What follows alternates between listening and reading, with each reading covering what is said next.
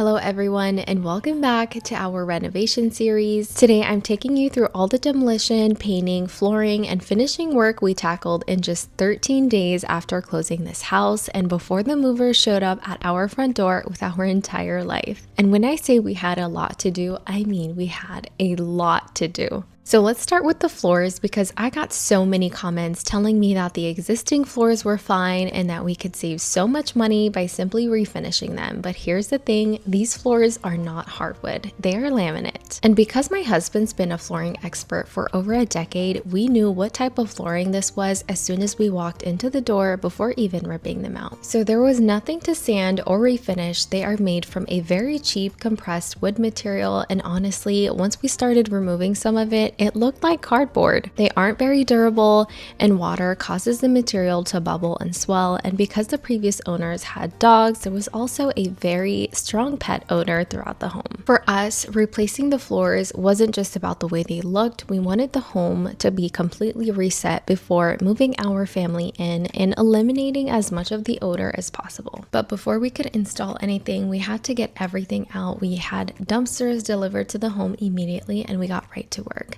We removed all the existing baseboards, and some of them were actually rotted while others were chewed up corners from the animals. So instead of trying to salvage them, we decided to replace them with all new baseboards throughout the home. We also demoed the tile in the kitchen and removed all the carpet on the second floor.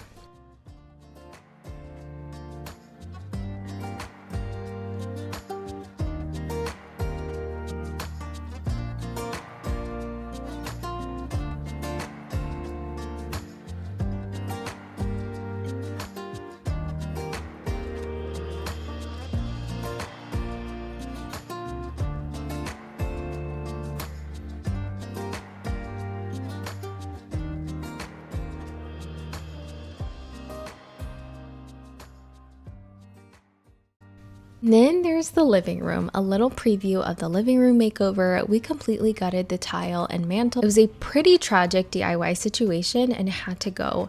I also made what I knew would be a slightly controversial decision. I removed one of the arches in the living room, and I'll explain that decision a little bit more when we get into the design.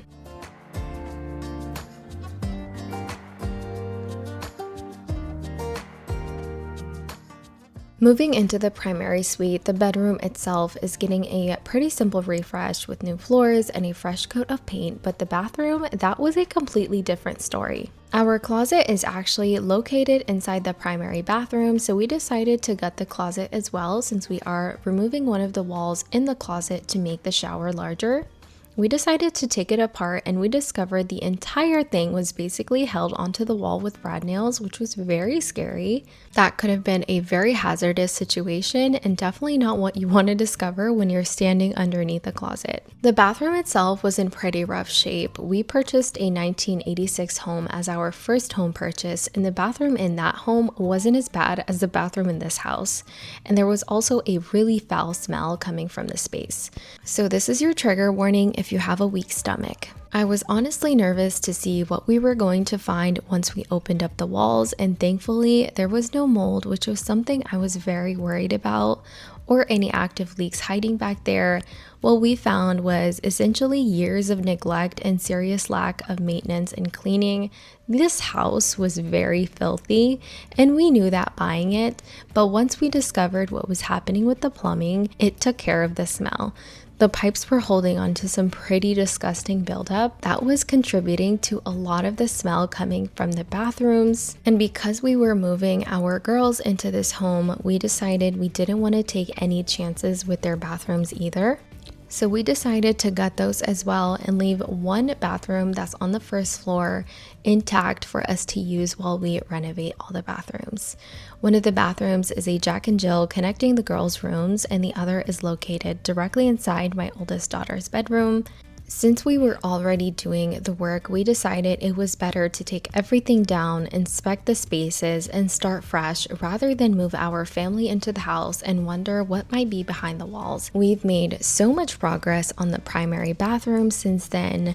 I'm going to have a separate, much more detailed video dedicated to that space where I'll walk you through the entire process, including the measurements, tile selections, design decisions, and all of the details that went into creating creating this new bathroom. And we had a beautiful new tub delivered, and I'll be sharing all that detail in a video on its own.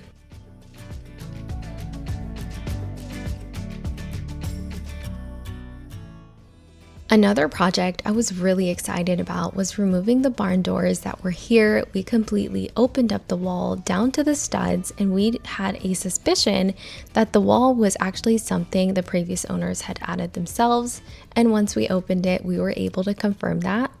I knew I wanted to take this wall down because I wanted to open up the space, bring in more light into the room, and instead of keeping this as a formal living room and get used occasionally, I wanted it to become a much more functional part of our home. The plan is to have custom built-in cabinetry and a desk area so that it can function as a work-study space, along with a cozy corner with either a small sofa or a conversation set. One thing I did know I wanted was some type of casing to create a little separation between the spaces, and if we decide to add some more privacy later on, I love the idea of being able to add French doors here. I think that would be absolutely beautiful.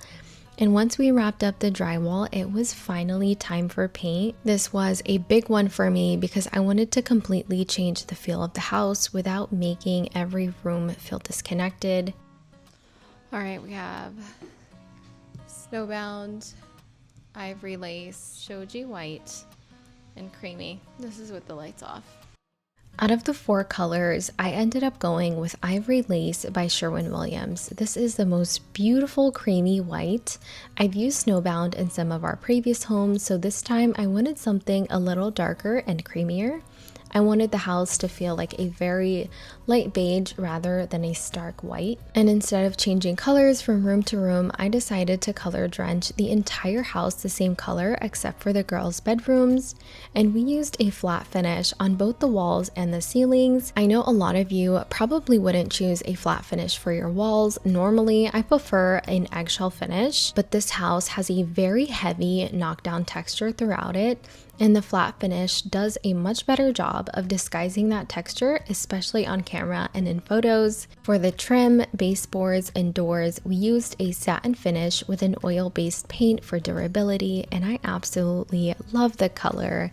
It's amazing the impact paint alone can make in a home. And of course, we have to talk about the floors. I got so many questions about them, and these are from Honey Floors, my husband and I's flooring company that we recently launched here in Dallas, and we will be serving the entire Dallas-Fort Worth area.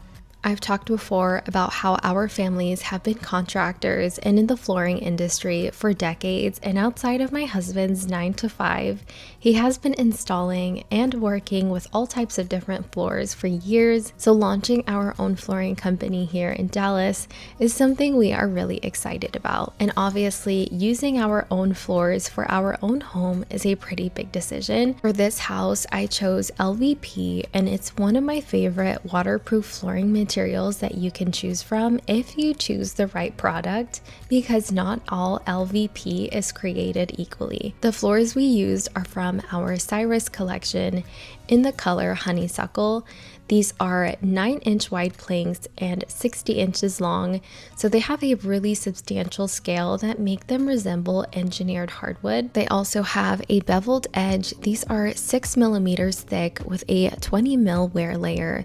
So these are thick, durable planks that are designed to actually hold up to everyday life. I'll have linked the exact floors we used in the description. Our website is still coming together, but if you're here in the DFW area and you're looking for new flooring, our family would absolutely love to work with you. And somehow, after all that demolition, painting, flooring, drywall, bathrooms, and everything else we managed to squeeze into these 13 days, we finally reached the finish line. We are officially moved out of the rental and into our new home. The renovations are definitely not finished, not even close. But for now, we're here, and after everything it took to get to this point, I'm really ready to slow down, live in the home, and start making it feel like home, especially if I'm being honest, I'm craving a bit of fall, and I'm ready for the cozy blankets, warm textures, decor, candles, all of it. I hope you enjoyed spending time with me as much as I enjoyed filming this for you, and I will see you in my next